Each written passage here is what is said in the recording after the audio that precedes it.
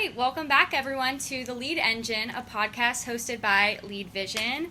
Today, for episode 5, we have a topic that might ruffle some feathers, but I think we're going to have a really good conversation here today. So today we're going to be debating, is cold calling dead or are you just doing it wrong? So I'm going to throw it to our guests to introduce themselves. David Teifer, founder and CEO. Jack Kinney, sales executive. And I'm Alex Springs, our VP of Revenue Generation. Awesome. And I'm Lily, our digital content specialist. So we're just going to jump right in. Is cold calling dead? What are your takes? I don't think so. Okay. Right? I mean, I think it's a necessary evil at the end of the day, but you gotta be able to talk to folks if you're going to make sales happen one way or another. Sure. I see it as, you learn in college about like the 4 P's of marketing. There's price, product, place, promotion. Like this is promotion. It's doing the same thing an advertisement would. It's getting in front of people, creating excitement and awareness. That's what cold calling is. Nice. I agree. I don't think cold calling is ever going to be dead. I personally think you're always going to have to call, and if not, you're going to end up just either scaling down your business or relying on things like AI, referrals, that kind of thing, and I don't think that's going to stand the test of time. So why do you think that there are some people that might claim cold calling is dead? I personally think that if anybody's going to say that, they're going to be relying on AI tools, or they're going to buy data and just shuffle it through a dialer, or possibly they're just going to be, going to the conference route, meeting a couple of companies and signing them up that way, which I think is fine. I think you have to do all that, right? But I also think you have to supplement that with phone calls, without a question. I think you got to do some outreach. Some people respond to calls. Yeah. Some to email, some to text, some to conferences. But I don't think you should leave any stone unturned. Yeah, Personally, definitely. I think you've got to exhaust all options, as like you said, turning over every stone, right?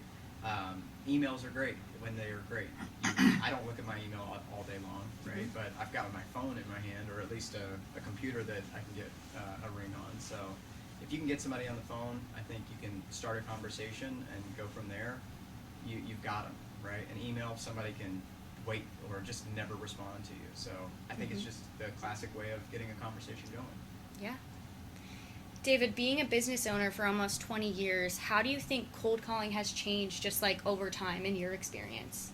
It hasn't. It's the same damn thing over and over again. Are people's perceptions different? I think so. I think if I think back to the very beginning of when I started the company, I think at the end of the day, I was sitting in a chair just like everybody does now. I had a list of companies to call that I pulled off Google or whatever search I did, and I dialed. It's exactly the same as it is today. I think that people turn away from it because I think as generations continue on, we get lazier as a whole. I think now younger generations are just used to doing things efficiently and easy, which is fine. I applaud all that. Not But having to pick up the phone. Not having to pick up the phone, make all these dials, get a bunch of no's, get past the gatekeeper. I think it's Yeah. all of that, and I think we're getting much more sensitive as we go down the line generationally. Yeah. Personally. I think that kind of jumps into like the next question, like common complaints you hear from either like people who are having to make cold calls and also people receiving them. Like what are you guys seeing in your day-to-day? Well, I think that David kind of nailed it with some of the generational stuff, right? I mean, I can't cite any kind of sources or anything like that, but there's a lot of stuff out there saying how many people they stick to texting as their form of communication now. There's so many people that don't pick up the phone and talk with each other. I think it's a comfort thing, right? And as you bring folks in, especially very green folks, they're a little against wanting to get out of their way. They have to be able to have a conversation on the phone that's scary. Yeah. They can't cater to the conversation, or they can't curate some sort of a conversation without really thinking it through. They have to be on their toes. So maybe it's a little bit scarier for them. But it's definitely not for everybody, right? So I definitely see that with some of the younger folks that we've seen in sales. So. Yeah. So I want to just jump in one more time. How many deals did you get last month? 7. Okay, so of those 7 deals, do you have an idea for what those accounts will generate in a month? Like the ballpark figure to mind? Like total lead count? Total amount of money. If you had a guess. 10 grand per month. So yeah. 10 grand. Okay, so figure 120,000 probably per year. Okay, would you have gotten all those accounts if I said to you, you cannot use the phone? Absolutely not. No. There you go. Yeah. That's what it is. And I can speak to my generation. It's like we definitely talk to people less than my parents did or Alex's generation. The list goes on. So even that is less of a skill that we have than people who came before us did. So that in itself is an adjustment, like massive for my generation. Did you have experience cold calling before you joined Lead Vision? Like just Slight experience. I would say the thousands of reps I've gotten being here Sure. have fine-tuned way beyond what I had going into this. So that's really what it is. It's like constant feedback and learning from that. Yeah. Yeah. And so, speaking of like learning from situations, have you ever had a situation like a really awkward phone call with someone? Yeah. Like what would you say is like the worst reaction you've gotten? I mean, no doubt, and everyone has their funny, crazy stories because you talk to just that many people, so Yeah. it's destined to happen. I would say what's common is somebody realizes it's a sales call, and their hairs might stand up in some form. It's I'm not interested. I'm not in the market. How'd you get my phone number? The list goes on of They put up a defense instant wall that comes up. Yeah. And what I've learned is in being a cold caller is how you manage that. That's really what it comes down to. So it's shown its form in so many different ways, but it all comes from the same realization that they have of what the interaction is. Yeah. David, where do you think companies today might go wrong in terms of like cold calling? Is it like a strategy behind like what as a business like you have to make so many calls a day and you have to hit certain quotas, or is it like is it something you could teach, I guess? I don't think companies necessarily do it wrong. I think people do. Okay.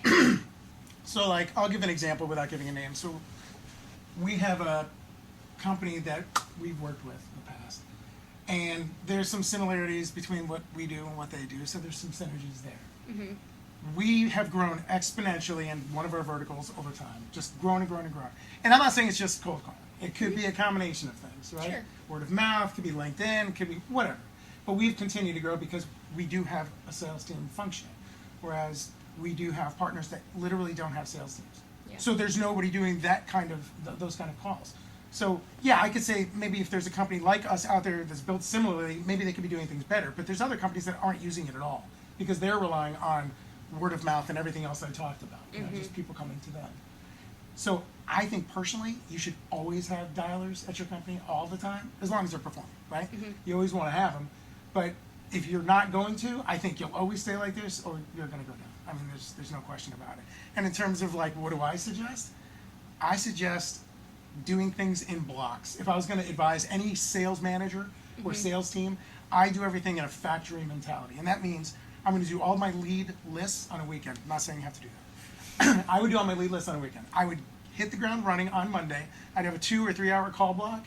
I would literally just take my call list, I would make my calls, take notes on a sticky note, take that sticky note, put it over here, dial the next number. Then I'd stop after 3 hours, I'd then take that list, enter everything into my CRM, and then for the last 30 minutes before lunch, I'd go ahead and I'd send everybody an email. After lunch, I'd do it again. Rinse and repeat. Wow. I mean, that's just my opinion, personally. Okay. Yeah. Well, then, in terms of, like, I guess, talking about wanting to have, like, good dialers on your team, what sort of things are you looking for in someone who, like, is going to make a strong salesperson cold caller? I think I think some people got to be built for it, right? Sure. I never saw myself doing cold calls, but before I did this, I did door to door. So I was going to every single door, and my mentality was the next door I go to is essentially the first door of my day, right? So you can't take the negative with you, and if you do run into something that's really positive, you carry that, right? Yeah. But you go straight to the next one and go into it. I mean, the folks that we see that do really, really well, for whatever reason, you know, D1 athletes a lot of times do great, but that's that competitive spirit. And people that can have fun with it and that want to have a conversation. I mean, it is a hard job. Just making phone calls, it is very, very monotonous. We've got call metrics that we have to hit, but at the end of the day, we're not paying people to make phone calls. Right. The phone calls are just a step in the process of making sales happen. So you got to do that. You got to make phone calls. You got to do emails. You got to be on LinkedIn. You got to network a little bit. But all of it's necessary to have a good conversation. And so you got to have somebody that's ready to grind and wants to be really in it to find that good conversation, no matter how long it takes sometimes. For sure. And, like, speaking of that monotony, how do you kind of break it up throughout the day? Because obviously, like, I feel like a big part of sales is like also the relationship building. So in a way, you have to, like, yes, get your script across, but you do have to kind of personalize it to the type of person that you're talking to. So are there any like early reads that you get on a phone call that will make you kind of like shift gears? I know that wasn't a question that we had, but I just am curious, like, how do you kind of get that initial read on someone to know what direction you want to go?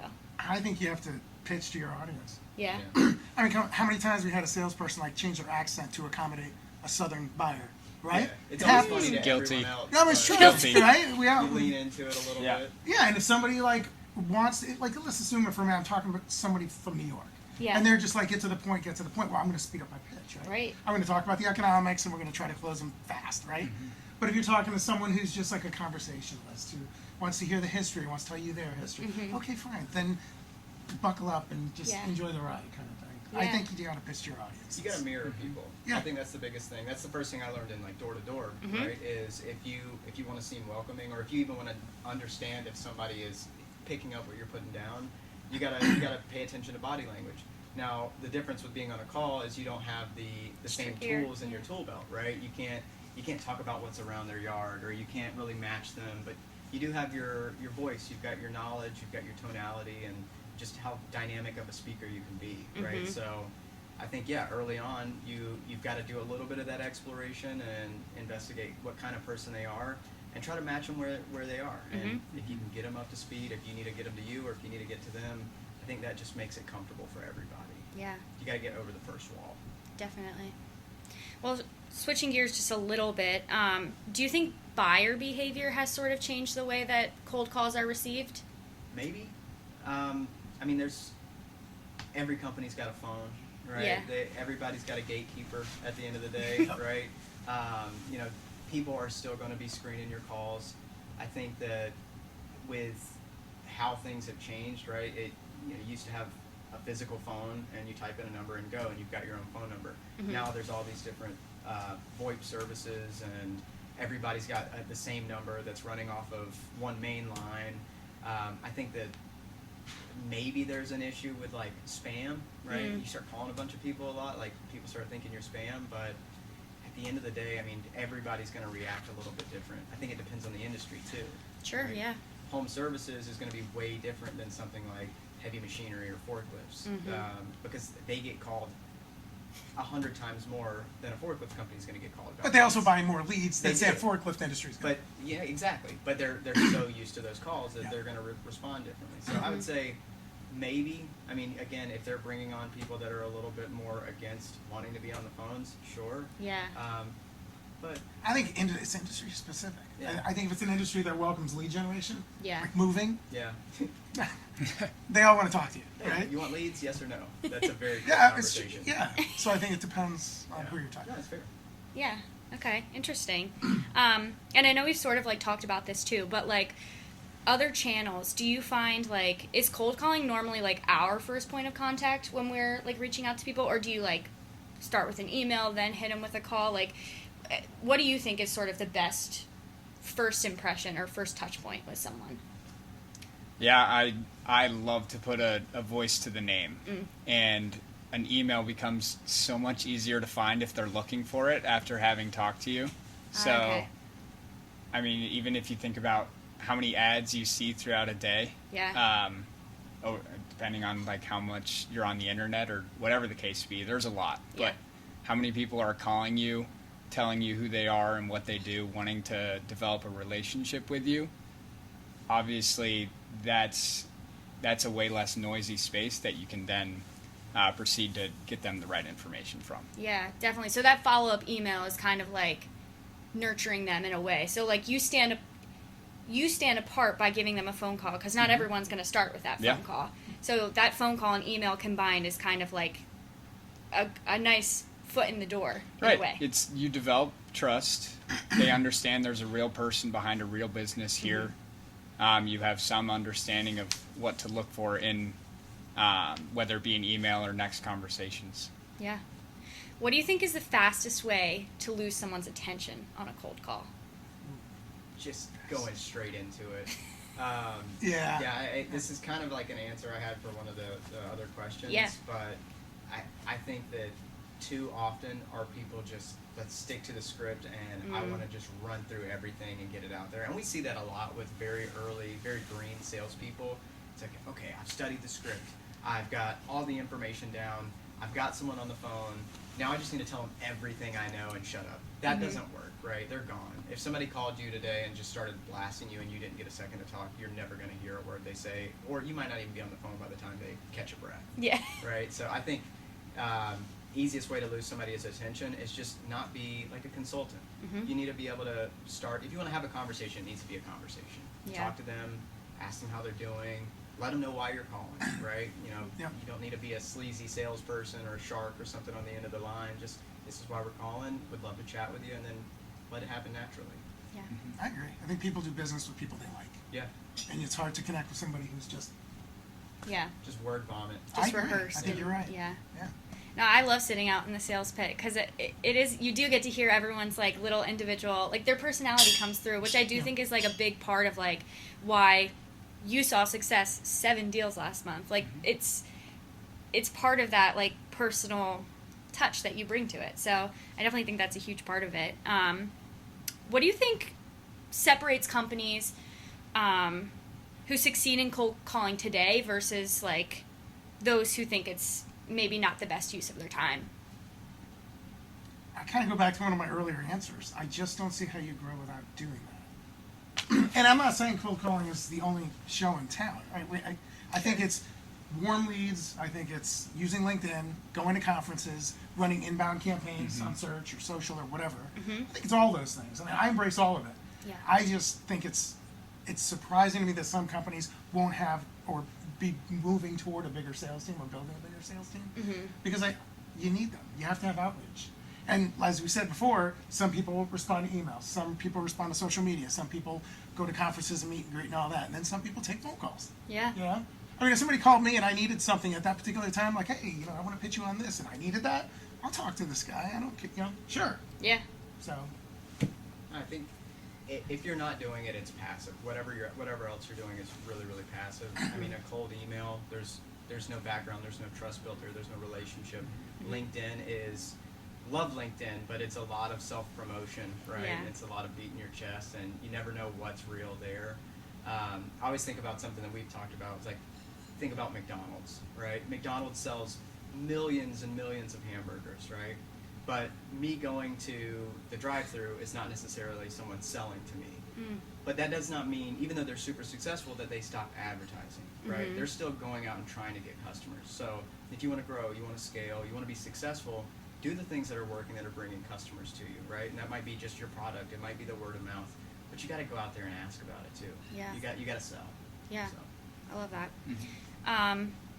I guess from a metrics perspective, Alex, like what do you think a successful cold call looks like? I mean, obviously getting the deal is a big success, but Yeah, but I mean that's kind of part of the final step, which even at that point it's not. You want to keep nurturing that. But I mean, a successful cold call, I think early on is just making them, right? It's just having the confidence together and go.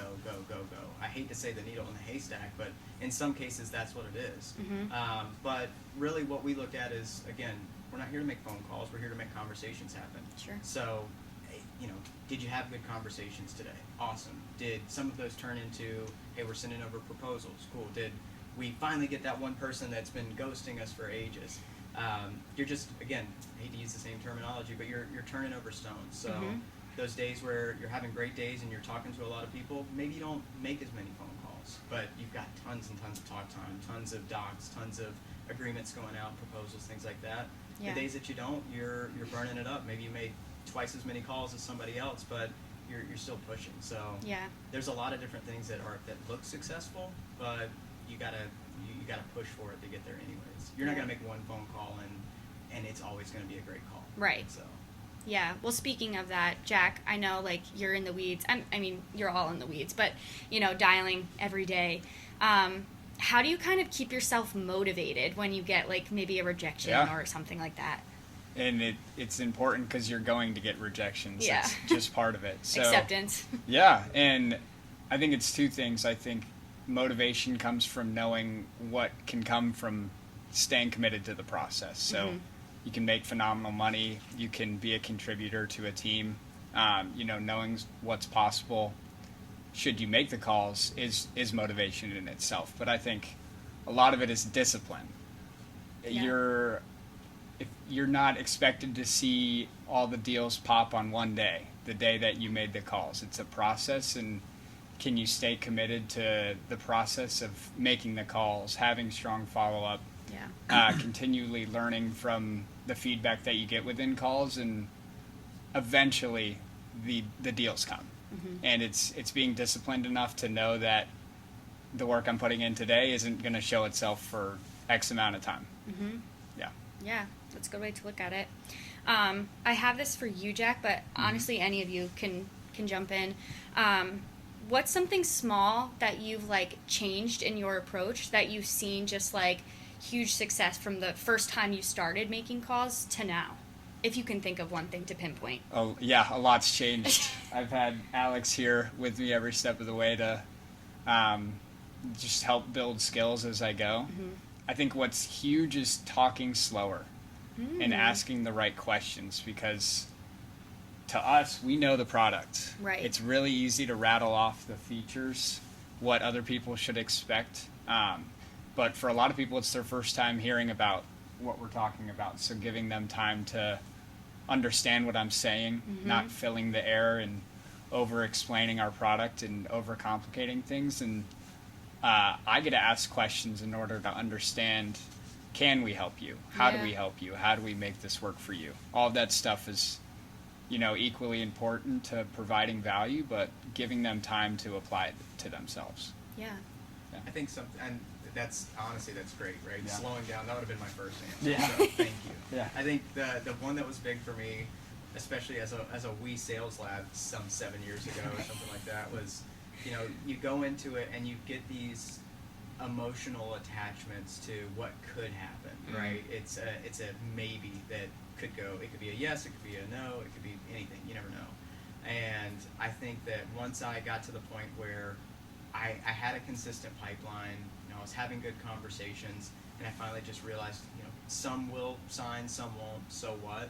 I was able to kind of detach from the end result, whether it was a good one or a bad one, and just know that I had to keep putting in the effort on the daily to, like you said, see those results come down the line, not getting too attached to stuff. Yeah. Which is hard. It's I hard think for that's anyone, huge. Yeah. right? I'm sure this guy's been frustrated with me a couple times, other salespeople, where we get on a call and it's like, hey, it's not going to be a fit, and we might just turn away business because we don't think it's a good fit. Yeah. Some salespeople are going to be like, oh, why would you do that? But you want to make it work, and there's the next deal's always coming. Yeah. So. I can't say how mine's changed since it's been a few years. But the thing I've been doing in recent years is I rely on economics. Okay. Because now we have 19 years of data. Right. Right. So we know how things are going to close. Like, they get 100 leads, they're going to close 3 to 5 deals. Fairly, consistently. So that being the case, if you get somebody that is remotely interested in the service, right, you go to the economic conversation, and once they hear you and they know that you're being serious, it's kind of a no-brainer. You got to be the right kind of client to use our leads.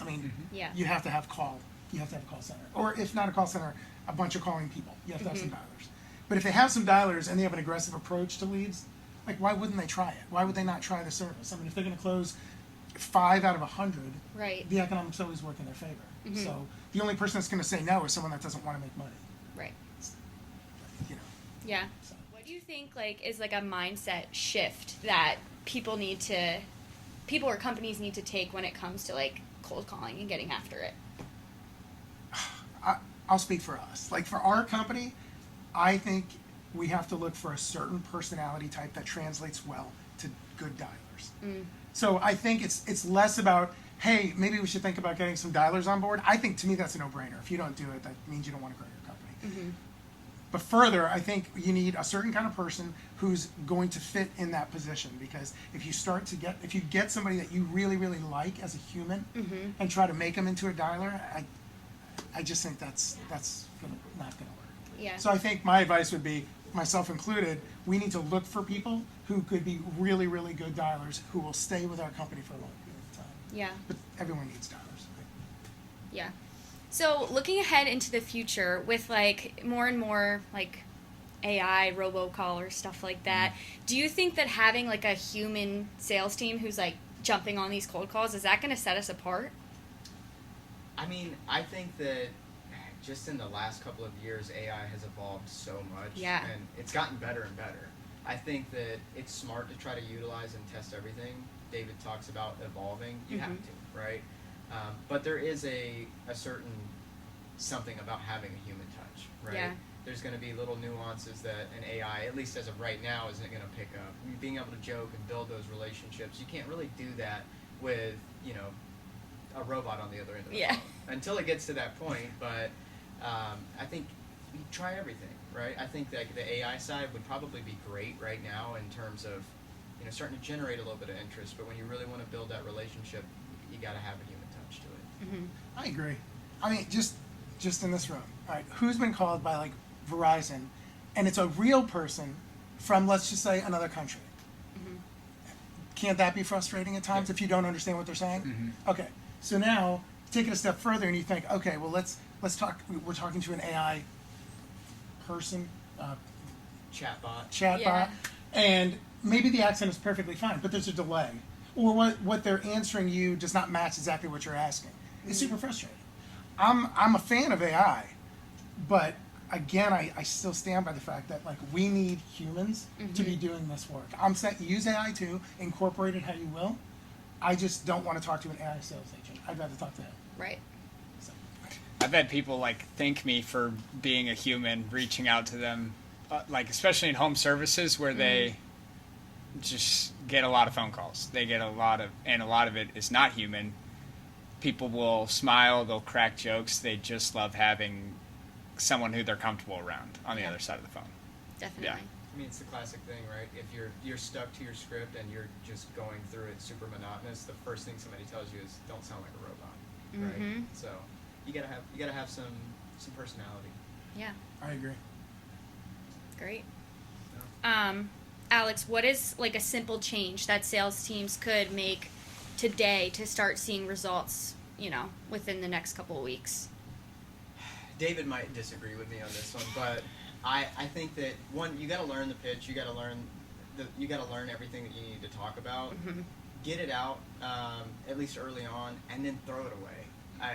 Realistically, I think that the best conversations we have are just a conversation, but you can't really just freestyle it without having some sort of a foundation. Yeah. So I think that you need to be able to really understand everything and stick to that script at least very early on, maybe first 90 days, maybe first few months, really understanding what it is that you're talking about and having that foundation, and then just get to the point where you're just chit-chatting. Yeah. Right? It's got to be, what's the word, consultative, right? You got to be able to have a conversation with somebody. You can't be just too forward about it. And at the end of the day, like David said, people are going to buy from who they like. And if you're confident in what you're talking about, it shouldn't sound like a sales pitch. Yeah. Agreed. So. Yeah. Yeah. Do you want to counter at all? No, I mean, not really. I mean, I do agree. They need to stick to a script for a while because it's kind of hard to just start with a brand new company, get trained all this information, and then just get on the phone and just, let it all go. I agree. But at some point, he's right. I mean, you got to let people be who they are and pitch it the way that they're comfortable. Having said that, a lot of times you got to rein that stuff back in. Yeah. Sure. Because you'll hear some crazy stuff on the phone. I mean, I have. Yeah. I'm sure you've heard it too. I'm not always happy with every rep I have on the phone, no doubt. Yeah. Well, and people will take you in some crazy directions Oh, yeah. too. So you gotta know what that foundation is, and you gotta be able to get back to it. Right? Yeah. But you can't have a script for every conversation because you'd have a book this big, and that'd be a quarter of it, right? Right. So. Yeah. And then Jack, any advice? I mean, I guess you kind of spoke to this already, but advice you have for people who like need some motivation, they're getting a lot of rejections. I guess comes down to that discipline in a way. Yeah, and it's very common, and I fell into it too with being a new salesperson, to take things personally when it is so core to sales itself that rejection is inevitable, and oftentimes the majority of the conversations that you're having, and learning how to roll with that, learning not to blame yourself and be graceful with yourself and not succeeding at the rate you might want to. What that allows for is you give yourself enough time to actually learn from what you're running into, and you'll grow and you'll be able to have the reps that you want to have. But in the meantime, you got to be graceful with yourself to know that you're not going to hop on the phones day one and have this thing perfect, right? It's a skill, it's an occupation, it takes time. Yeah. Oh, that's great advice. Again, I bring everything back to economics. So you brought in, let's just say you brought in 8 deals last month. I know it's 7, but 8's a round number. Yeah. Okay. How many calls did you make last week? 100 times 5, right? 100 times 5. So 500. Yep. So it took you, so you got 8 deals out of 500 calls, or basically 2 deals per every, what, 250 calls, something like that? So, what, that's, yeah, I mean, those are the odds. So if he's on his 249th call, he knows the next one is going to be a deal. There you go. So I always think of it in terms of, okay, I got hung up on 100 times. Yep. You know, and you might be like, oh, this is the worst day I've ever had. But it also means you're probably closer to having a good Right. conversation. Yeah. So it's just, Yeah, that's a great way to reframe it. Yeah. That's the mindset you've got to have, right? There's the people who succeed in sales that are like, okay, I'm that much closer, and there's the people that are like, okay, I had a million bad calls. It's the exact same result, though. Yeah. So. No, that's great advice. Does anyone have any last minute like hot takes that they want to share before we do a little birthday shout out? Have some fun hold music. We get put on hold so often, and I love catching a nice vibe to somebody that's got some good hold music. Yeah. That's a big one. If all that's gonna do is have me calling you more or sticking around waiting on you longer. But for those people that do that, thank you. You help us get through the day, right? Yeah. That's awesome. what I like to see is I'd like us to see us, I think we used to do it maybe some time ago, put up some crazy one-liners up on the wall with point values. The games. It's the games, yeah. So each salesperson that you have has to essentially use those quotes in sentences, on conversations to get points. And at the end of the day or the end of the week, the winner gets $25. That's fun. Something like that. I think anything you could do to make that particular job just more competitive and more fun, more Yeah. light. I think I like that idea. Big part. I mean, you gotta lean on the people that are around you, and you gotta make it fun. So I mean, we used to do that quite a bit. We actually just did something like that a week or two back. No, we did a contest on hang-ups. who had the most hang-ups. Yeah. Right. So. Yeah. And it was funny because these guys were getting frustrated because they were having great calls. Right. And they're like, That's hilarious. You're beating me. I think whoever won got lunch or something like that. So basically, it's the biggest loser. Yeah. Yep. In a way. So. That's interesting. I would just say don't shy away from cold calling. It must be done. I think like you have to embrace any way you can reach out to clients and secure business. Yeah. I think you have to do it. Some by phone, like I said, some by email, some by whatever method. It's all good, but you can't discount this part of it. Yeah, definitely.